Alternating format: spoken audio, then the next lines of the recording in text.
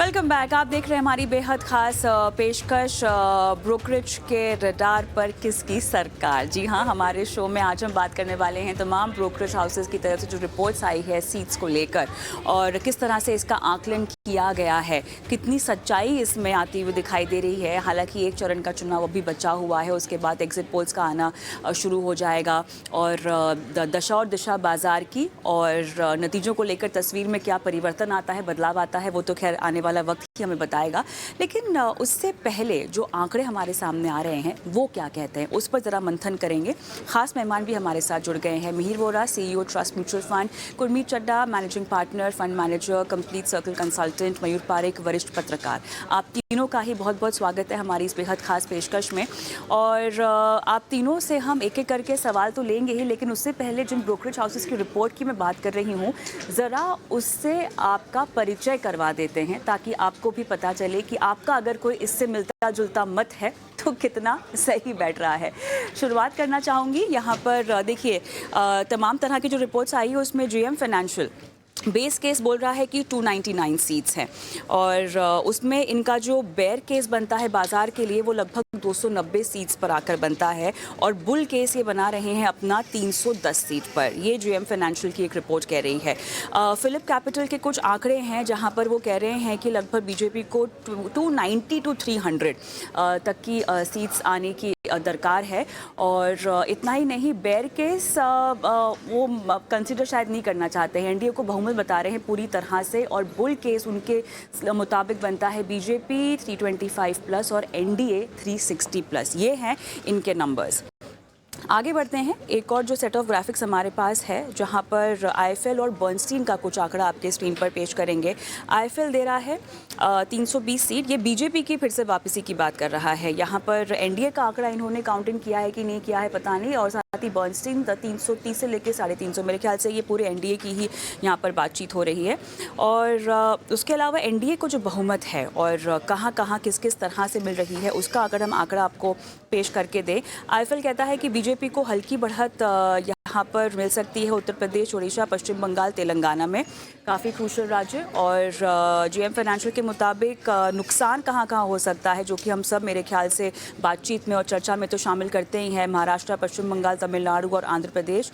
और बर्नस्टीन के मुताबिक जीती तो फोकस कहाँ हो सकता है बीजेपी का, उसमें ऑब्वियसली 100 दिन का एजेंडा जिस पर हम सबकी नज़र भी रहेगी अगर आ जाती है अच्छे खासे आंकड़े के साथ, और साथ ही बजट से क्या क्या उम्मीदें हैं।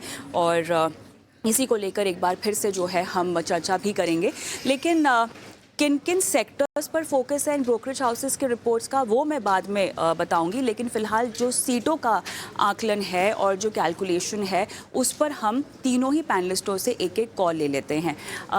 गुरमीत जी, आपका निजी मत, आपकी निजी कैलकुलेशन क्या बैठती है सीट्स के मुताबिक? देखिए, एग्जैक्ट नंबर प्रिडिक्ट करना तो मैं साइकोलॉजिस्ट तो हूँ ही, बट मेरा ये मानना है कि कंटिन्यूटी की प्रोबेबिलिटी ज़्यादा है। इन्वेस्टमेंट में हम प्रोबेबिलिटी पे बात करते हैं, क्योंकि 100% प्रोबेबिलिटी सिर्फ एफडी में होती है। तो इक्विटी में आपको एक कैलकुलेटेड कॉल लेनी होती है बेसिस प्रोबेबिलिटी, तो मुझे लगता है कंटिन्यूटी की है। दूसरा जो वाह पिछले गुरमीत जी, मैं तो 11-12 अलग तरीके का जवाब उम्मीद कर रही थी आपसे। आप तो बिल्कुल स्टैंडर्ड मार्केट एक्सपर्ट जैसा जवाब दे रहे हैं जो आप सब जगह देते हैं, है ना? नहीं ये नहीं नहीं मेरे चलेगा। ये कुछ कुछ अनोखी बात बताइए हमें इसमें अब। नहीं, मैं एक्चुअली यही बताना चाह रहा था कि मार्केट, जो ये जो पिछले आप 11-12 स्टेट इलेक्शंस देखें, देखिए अब जैसे आप देखिए तेलंगाना था, हिमाचल था, कर्नाटका था, कांग्रेस को क्लियर बहुमत दिया लोगों ने। बीजेपी को एमपी, राजस्थान, छत्तीसगढ़, यूपी में क्लियर मैंडेट मिला। ममता बनर्जी जी को वेस्ट बंगाल में क्लियर मैंडेट। तो पिछले 11-12 इलेक्शन से अगर आप देखेंगे, आई थिंक पीपल मैंडेट जो होता है बहुत क्लियर होता है, हल नहीं होता है। तो मैं इस थ्योरी में बिलीव नहीं करता कि 230-40 सीटें आएंगी, बाकी एनडीए बनाएगा और जस्ट मेजॉरिटी पास हो जाएगी। मैं इसमें बिलीव नहीं करता। मैं मेरा ये मानना है कि प्रोबेबिलिटी बहुत ज़्यादा आने की, जो नंबर आएगा फिर काफ़ी अच्छा आएगा या काफ़ी खराब आएगा। काफ़ी खराब आने के चांसेस बहुत कम हैं। तो मेरा सेंस होगा कि बीजेपी का पर्सनल नंबर जो है, पिछले नंबर से शायद थोड़ा बेटर होना चाहिए, इन अ कंस्ट्रक्टिव वे।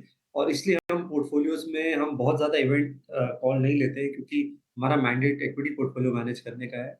और ओवर ओवर कुछ महीने बाद ये आंकड़ा मैटर नहीं करता है, ये डेटा हम डिस्कस करेंगे जैसे-जैसे प्रोग्राम चर्चा करेगा, 1-2 दिन ये डेटा आखिरी बात डिस्काउंट थी, होता है। आप आपके जवाब की जो आखिरी बात थी वो अगर मुझे हेडलाइन बनानी हो तो मैं करूँगी, पिछले दफ़ा के नंबर के मुकाबले थोड़ा-सा ज़्यादा होगा कंस्ट्रक्टिवली। चलिए, मिहिर आपके पास आऊँगी मैं, बताइए, आप तो बहुत सारे अपने आपके जो उठते-बैठते हैं आप लोग, जब आप बातचीत करते हैं, आपके खेमे के जो लोग हैं, किस तरह की सीट्स पर बातचीत हो रही है मिहिर? देखिए, जैसे गुरमीत जी ने कहा स्पेकुलेशन तो बहुत मुश्किल है, लेकिन आई डोंट थिंक कि मार्केट किसी तरह का रेजिम चेंज के लिए पोज़ीशन्ड है। सो मार्केट की जिस तरह से करंट सेंटीमेंट है, करंट बिहेवियर है वो बिल्कुल रेजिम कंटिन्यूटी के हिसाब से है, पॉलिसी कंटिन्यूटी के हिसाब से है और अगर कोई विपरीत डिसीजन आया तो मार्केट में डाउनसाइड तो ज़रूर रहेगा। वो I think that is a given. So आपने जैसे हमने पिछले महीने डिस्कस किया था हमारा जो नया एनएफओ है, उसमें हमने पैसे रेज़ किए थे। तो उसमें भी हमने जो है यही बेस केस लेके चला है कि there will be a regime continuity और जो इन्वेस्टमेंट्स हैं हमने उस हिसाब से किए हैं।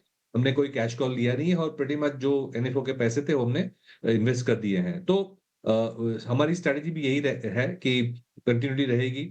अब 300 सीट्स होंगी, 290 होगी या 340 होगी, उससे मेरे ख्याल से बाज़ार पे शायद 1 या 2 दिन का इम्पैक्ट रह सकता है। आई think that will be more of semantics but जो जो ठोस जो कोर इश्यूज़ हैं, उसमें मेरे ख्याल से जिस तरह से डायरेक्शन जानी चाहिए, वो मुझे नहीं लगता उसमें कोई फ़र्क पड़ेगा, चाहे 290 सीट्स हो या 340 सीट्स हो। तो एज़ आई सेड मार्केट और हम जो पोज़ीशन कर रहे हैं, बेस केस यही लेके चल रहे हैं कि पॉलिसी कंटिन्यूटी रहेगी। सरकार के लिए ये अहम बातें हैं, लेकिन मयूर जी, मेरे ख्याल से आप कुछ रंग डालेंगे हमारी इस कहानी में, बताइए, उम्मीदें तो हैं आपसे। नहीं, बिल्कुल ये इस समय मेरा तो बहुत स्पष्ट मानना है कि चुनाव का नतीजा जो है वो कंप्लीटली वन साइड आएगा। इंडिया का जो मैंडेट है अगर आप पिछले 2 चुनावों से देखें, दरअसल 2 चुनाव नहीं उसके पहले भी अगर आप देखें, तो मैंडेट जो है वो एकदम क्लियर मिल रहा है। मैंडेट जो है वो स्पष्ट है और इसीलिए कहीं पर भी कोई कन्फ्यूजन नहीं लग रहा है। हाँ, महाराष्ट्र एक ऐसा स्टेट है कि जहां पर इनकी कुछ सीटें कम होंगी, पक्की बात है ये और ये इसलिए कम होगी क्योंकि महाराष्ट्र में पॉलिटिकल क्राइसिस जो है वो बहुत ज्यादा है स्टेट लेवल पर और यहाँ के इक्वेशंस बहुत ज्यादा चेंज हुए हैं। लेकिन अगर इसे छोड़ दें पश्चिम बंगाल जो है वहां पे आप देखिएगा कि कहीं ना कहीं पार्टी जो है वो 4 से 6 सीटें अधिक बना लेगी। तमिलनाडु में पार्टी को खाता खुलवाना है, उनके पास पहले भी एक सीट थी और वो यही उम्मीद कर रहे हैं कि वो एक कन्याकुमारी वाली सीट उनको एक बार फिर वापस मिल जाए जहां पे प्रधानमंत्री नरेंद्र मोदी आज ध्यान लगा रहे हैं। बाकी तेलंगाना, आंध्र प्रदेश, ओडिशा इन सब जगह पे पार्टी जो है वो कहीं ना कहीं एडवांस करने वाली है। ये पूरा का पूरा ईस्ट रीजन है जो एडवांस करेगा, लेकिन जो कुछ नुकसान हो रहा है महाराष्ट्र में कुछ नुकसान हो सकता है, एक आध सीट पर दिल्ली में हो जाए, एक आध सीट पर राजस्थान में हो जाए, गुजरात में तो नुकसान की ना बराबर संभावनाएं हैं, यूपी में हो सकता है कि एनडीए घटक दलों की वजह से 2 या 3 सीट पर नुकसान हो जाए। तो ये जो नुकसान वहां पर हो रहा है वो सारा का सारा भरपाई हो रहा है पूर्वीय राज्यों की तरफ से। और दूसरी बात यह है कि जब चुनाव के दौरान हम रिसर्च कर रहे थे, हम लोगों के बीच जा रहे थे, लोगों से बात कर रहे थे, तो लोगों का ये कहना था कि मोदी नहीं तो और कौन। ये जब सवाल का जवाब लोगों के पास नहीं था, तो ऑब्वियसली लोगों ने अपना वोट खराब नहीं करना चाहा। अगर ऑपोजिशन कोई मजबूत एक विकल्प देता, एक मजबूत चेहरा देता, तो जाहिर सी बात है कि कहीं ना कहीं लड़ाई की कोई उम्मीद थी। इस वक्त जो हमें कम वोटिंग दिखाई दे रही है, वो कम वोटिंग भी इसी बात की है कि लोगों के पास विकल्प नहीं है और चूंकि लोगों के पास विकल्प नहीं है और अगर वो मौजूदा सरकार नहीं चाहते तो वो वोट डालने ही नहीं जाएंगे। और बिल्कुल इसी तरह से जो ये मानते हैं कि हम 2 बार against BJP against NDA vote कर चुके लेकिन सक्षम विकल्प नहीं हो पा रहा है, तो वो तीसरी बार वोट डालने नहीं गया। और शायद यही वजह है कि इंडिया में लगभग 1 करोड़ जितने नए वोटर ऐड हुए, जिसकी वजह से वोट परसेंट बढ़ना चाहिए था, उसके स्थान पे वोट परसेंट जो था वो कम हुआ। तो ये बहुत ज्यादा शॉकिंग है।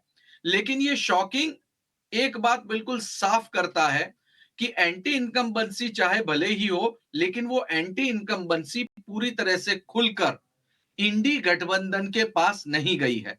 और इसीलिए आप जितनों का एनालिसिस दिखा रही हैं, वो तमाम एनालिसिस एक तरफा हो गए हैं और वो सारे एनालिसिस एक ही बात बता रहे हैं कि भारतीय जनता पार्टी यानी कि एनडीए की सरकार रिपीट होने जा रही है। और मैं इस कॉल के साथ सहमत हूं कि यह सरकार न सिर्फ रिपीट होगी, बल्कि यह सरकार सक्षम भी होगी, मजबूत होगी और पब्लिक वन साइडेड कॉल दे रहा है, ऐसा मेरा मानना है।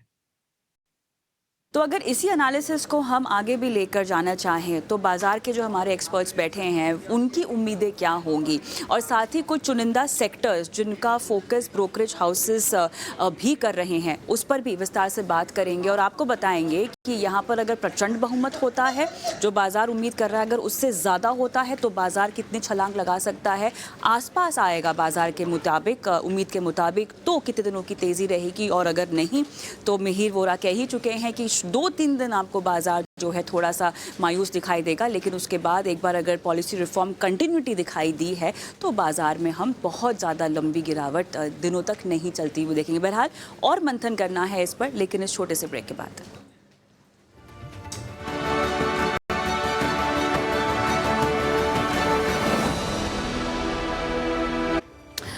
Welcome back. और अब हम चर्चा कर रहे हैं कि ब्रोकरेज हाउसेस के नज़रिए से किस तरह से सीटों का आकलन बैठ रहा है, और अगर इन रिपोर्ट्स को आगे समझा जाए तो बाजार किस तरह से रिएक्ट करेगा। तीनों मेहमान हमारे साथ बने हुए हैं। झटपट सवालों पर मैं आना चाहती हूँ बिकॉज समय हमारे पास कम रह गया है। गुरमीत, देखिए नोमुरा की एक रिपोर्ट आई है जहाँ पर कहा गया है कि अगर एनडीए आ जाता है अच्छे खासे बहुमत के साथ, तो हम वीकली जो एफपीआई इन्फ्लोज की बात कर रहे हैं डेट में, वो लगभग 1 से 2 बिलियन रह सकते हैं, और ये कंटिन्यू तब तक होगा 28 जून तक, जब तक हम जेपी मॉर्गन इंडेक्स इंक्लूजन की तारीख नहीं आती हुई देखेंगे। दूसरा सीन वो ये बता रहे हैं, जो कि उनका बेस केस नहीं है, कि अगर आंकड़ों के मुताबिक विन मिस हो जाता है एनडीए का, तो हम फॉरेक्स चैनल से आउटफ्लो लगभग 30 बिलियन का देख सकते हैं इन अ कपल ऑफ वीक्स। इस तरह के आकलन से आप कितना सहमत हैं, कंसिडरिंग कि हम एफपीआईज में बहुत असमंजस फिलहाल अनसर्टिनिटी तो देख ही रहे हैं? देखिए, एडिशनल फ्लोज एफपीआईज के आएंगे, डेफिनेटली आएंगे, कंटिन्यूटी होगी पॉलिसी की तो। और मैं पिछले 1-2 साल से थोड़ा सा हैरान हूँ जो एफआईएस का सेकेंडरी मार्केट में बिहेवियर रहा है। उनका ओनरशिप करीबन 22-23% था कोविड के पहले, अभी लगभग 16% आ गया। अगर आप देखेंगे तो हमारा मार्केट कैप अगर आप देखेंगे तो जो ओनरशिप है एफपीआईज की, वो लगभग 66 लाख करोड़ है, जो कि लगभग 16% है। और डीआईएस का ओनरशिप करीबन 67 लाख हो गया, तो बढ़ गया, पहली बार हुआ है ऐसा कुछ समय में। तो हमारी डिपेंडेंस ज़रूर उन पे कम हुई है, और अभी भी अगर आप मई के आंकड़े निकालेंगे, लगभग 40,000 करोड़ की सेलिंग है मई अकेले में। उसके बावजूद निफ्टी जो है 22,500 पे है लगभग। तो डोमेस्टिक फ्लोज़ ने काफ़ी कुशन किया है, बट मुझे लगता है अगर कंटिन्यूटी होती है, क्योंकि टेक्निकल के लोग शायद बेहतर बता पाएँ, एफआईएस कल तक करीबन 3 लाख कॉन्ट्रैक्ट शॉर्ट थे। ये हाईएस्ट शॉर्ट पोज़ीशन है जून एक्सपायरी में, तो उनकी पोज़ीशनिंग जो है वो शॉर्ट साइड पे ज़्यादा है, जो कि मार्केट के लिए अच्छा है। अगर आप पोज़ीशनिंग लाइट है, एफआईएस ने कैश में माल बेचा है, इतने कॉन्ट्रैक्ट शॉर्ट हैं, और इवेंट अगर पॉज़िटिव आता है तो आपको शॉर्ट कवरिंग दिखेगी और फ्लोज़ भी आते दिखेंगे। मुझे लगता है फाइनेंशियल्स बहुत अच्छे स्वीटली पोज़ीशन्ड है, क्योंकि ओवरऑल यील्ड गिरेगी, कॉस्ट ऑफ फंड्स जब नीचे आएँगे तो इमीडिएट इम्पैक्ट तो बॉन्ड मार्केट पे आता है, longer term impact cost of funds और ब्रॉडर इकोनॉमी पे आता है। तो अगर आप फाइनेंशियल्स देखेंगे, अगर पिछले आप 15-20 साल का डेटा निकालेंगे, तो निफ्टी फाइनेंशियल्स ने निफ्टी 50 को 1.5-पौने 2% से बीट किया है। लेकिन पिछले 2 साल में अर्निंग ग्रोथ के बावजूद बैंक निफ्टी ने अंडर परफॉर्म किया है। जैसे अगर पिछले 1 साल में देखेंगे तो निफ्टी 27% है, बैंक निफ्टी 12-13% ही है। तो एक तरीके से डी-रेटिंग हुई है। मुझे लगता है ये कैचअप थोड़ा-सा होना बाकी है। इसका कुछ हद तक इम्पैक्ट एचडीएफसी और कोटक की वजह से भी है, बट ओवरऑल मुझे लगता है फाइनेंशियल्स में और रेट सेंसिटिव्स में आपको रोटेशन देखने को मिल सकता है। Near term reaction obviously PSUs और डिफेंस में ज़्यादा है। मिहिर, आप गुरमीत की बात से कितना इत्तेफाक रखते हैं और क्या ऐड ऑन करेंगे? बिल्कुल, एफआईआईज काफ़ी शॉर्ट है, और एक तो रीजन ऑफ कोर्स ये है कि यूएस इकोनॉमी भी अच्छा कर रहा है, तो शायद थोड़ा पैसा वहां भी जा रहा है हायर इंटरेस्ट रेट्स पे। जब डॉलर के बॉन्ड यील्ड 4.5% है, तो वहां थोड़ा पैसा back to the home country भी जा रहा है। तो न सिर्फ इंडिया लेकिन अदर इमर्जिंग मार्केट्स में भी आउटफ्लोज हम देख रहे हैं। बट मेरे ख्याल से ये टेम्पररी है, और जिस तरह से हमारी करेंसी स्टेबल है और हमारे बॉन्ड यील्ड जब 7% पे है, तो मेरे ख्याल से एक स्टेबल करेंसी और 7% bond yield and growth economy में तो एक बहुत अच्छा कॉम्बिनेशन है। Plus anyways global bond fund index के इंक्लूजन के वजह से इंडिया में डॉलर का इनफ्लो तो आने ही वाला है जून जुलाई में। तो मेरे ख्याल से एक स्टेबल करेंसी है, one of the highest growing fastest growing economies है, हम लार्ज इकोनॉमीज में सबसे फास्ट ग्रोथ वाली है। तो ये स्टोरी को मुझे नहीं लगता है कि एफआईआईज बहुत बड़े लंबे समय तक इग्नोर कर पाएंगे। तो आज नहीं तो कल एफआईआई का बड़ा पैसा तो आना ही है इंडिया में। So I am not too worried about that. हाँ, अगर रेजिम की डिसकंटिन्यूटी हुई और कोई विपरीत परिणाम आया इलेक्शन में, तो शायद जी। वेट एंड वॉच मोड में आए थोड़े महीने के लिए, but otherwise by default FII का पैसा जरूर आएगा। चलिए मयूर जी, आखिरी सवाल आपसे करूंगे और उसके बाद शो को भी समाप्त करेंगे। वैसे तो ये सवाल मेरे ख्याल से एक बार एग्जिट पोल्स और नतीजों के बाद पूछा जाना ज़्यादा सही है। आप लेकिन किस तरह की कैबिनेट देखना चाहते हैं? कौन कौन से नए नाम आपको लगता है कि शुमार होंगे जिनको मौके दिए जा सकते हैं? ज़्यादा सरप्राइज देखने मिलेंगे, और ये सरप्राइज इसलिए देखने मिलेंगे क्योंकि देखिए बीजेपी ने अपनी पूरी की पूरी पॉलिसी चेंज की। अगर आप अश्विन वैष्णव, एस जयशंकर और निर्मला सीतारामन, इन 3 बड़े नेताओं को आप छोड़ दें, तो तमाम केंद्रीय मंत्रियों को कहा गया कि अब आप जनता के बीच जाइए, जनता के साथ रहिए और फिर से एक बार जनता के बीच में चुनकर आइए। राज्यसभा से बैकडोर चैनल से आप आए, आप मंत्री बने, ये नहीं चलेगा। इस परिस्थिति में ऐसा लगता है कि ये जो मोदी जी की जो थर्ड रिजीम होगी, उसमें इन लोगों को, इन इन इन एक्स कैबिनेट मिनिस्टर्स को सेम पोर्टफोलियो मिले या सेम पावर मिले, इसकी संभावनाएं थोड़ी सी कम भी बन जाती है। वो इसलिए क्योंकि इस तरह के सरप्राइजेस देने के लिए बीजेपी जो है वो पहले से जानी गई है और पहले से जानी जाती आई है। जब मेरी बीजेपी के एक बड़े नेता से बात हुई, मैंने उनसे पूछा कि भाई आप अपने केंद्रीय मंत्रियों को, जो कि राज्यसभा में जिनकी 2-2, 3-3, 4-4 साल की टर्म्स बाकी हैं, उन्हें लोकसभा क्यों भेजना चाहते हैं? तो उनका ये जवाब था विद एग्जांपल कि आप देखिए, एक जमाने में वेस्ट इंडीज की टीम जो थी वो वर्ल्ड को रूल करती थी, लेकिन वो बहुत लंबे समय तक वही टीम बनी रही, और जब वो टीम रिटायर हो गई तो नई टीम को स्टेबल होने का कभी मौका नहीं मिला। हम एनडीए यानी कि बीजेपी के साथ में ये नहीं करना चाहते। जब हमारी टीम अच्छा परफॉर्म कर रही हो, हम हमारे खिलाड़ियों को बदलना चाहते हैं। ये जो जवाब है बीजेपी के दिग्गज नेता का, ये बहुत कुछ कह जाता है। एक नई टीम रेडी होना और एक नई टीम के हाथ में कमान देना, हो सकता है मैं ये मान के चल रहा हूं कि नतीजों के जी। बाद और भी ज्यादा सरप्राइजेस होंगे। चलिए, तो काफ़ी क्रूशल आने वाला हफ्ता, और बाज़ार को लेकर तमाम लोगों की सांसें तो थमी हुई हैं। साथ ही आपके आकलन के मुताबिक सरप्राइजेस भी बहुत होंगे, तो इसका भी इंतज़ार होगा। बहरहाल इस चर्चा को तो हम यहीं पर समेटते हैं, समाप्त करते हैं। आप तीनों का बहुत बहुत धन्यवाद, समय निकाला और इतने विस्तार से इस चर्चा में आज शिरकत की। धन्यवाद। और इस पेशकश में मुझे भी इजाज़त दें।